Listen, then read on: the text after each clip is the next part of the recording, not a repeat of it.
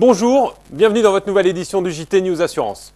AXA présente des objectifs financiers à horizon 2015, la dépendance fait son retour dans le débat public et le PLFSS ne fait pas que des heureux. Voici le sommaire de ce JT. Devant les investisseurs, AXA s'est fixé des objectifs financiers à horizon 2015.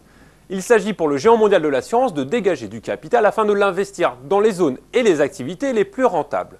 Est-ce une façon de présenter un projet Ambition 2012 ?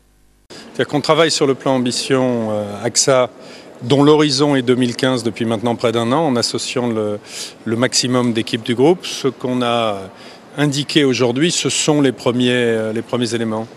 Vous parlez de ratio combiné courant, c'est un petit peu une nouveauté dans les présentations.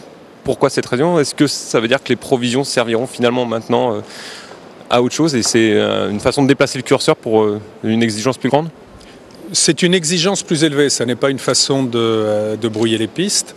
AXA a toujours une politique de réserve très conservatrice, elle va continuer, mais ce que nous voulons, c'est améliorer l'efficacité technique de notre souscription en assurance dommage. Il faut gagner de la compétitivité comme dans n'importe quelle autre industrie. Nous le faisons en fixant des objectifs qui sont plus exigeants pour les équipes en matière de ratio combiné courant. Ça permet de distinguer de façon plus précise ce qu'est la performance de l'exercice qui vient de se terminer et de ne pas la mélanger avec celle des exercices antérieurs. Le débat sur la dépendance a été relancé la semaine dernière par Nicolas Sarkozy. Entre 5e branche et 5e risque, le message n'a pourtant pas été très clair. Nous avons aujourd'hui 4 branches de la sécurité sociale qui sont dans le rouge. Donc créer une 5e branche pour prendre en charge un 5e risque, comme le veut le président de la République, est illusoire si on n'a pas une vraie réflexion sur le financement. Donc nous l'avons vu, dans les différents intervenants, il y a différents points de vue. Il y a le point de vue de l'assurance obligatoire, il y a des mesures d'assurance incitatives et puis il y a surtout la solidarité nationale. En 2009, les obstétriciens s'étaient mobilisés contre les problèmes de couverture liés à leur profession lors du vote du PLFSS.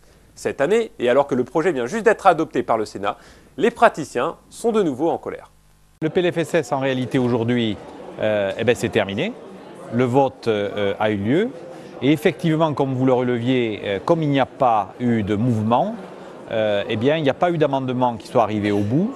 Et les solutions que l'on avait proposées l'année dernière et qui semblaient pouvoir donner un résultat, nous avons dit cette année, n'ont donné aucun résultat parce que sans pression, il n'y a pas de prise en compte sérieuse de notre problématique.